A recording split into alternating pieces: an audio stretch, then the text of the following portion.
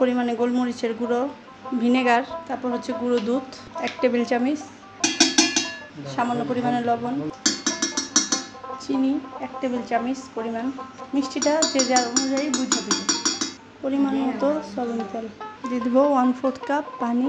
এখন দিয়ে এগুলো ব্লেন্ডার করে নেব।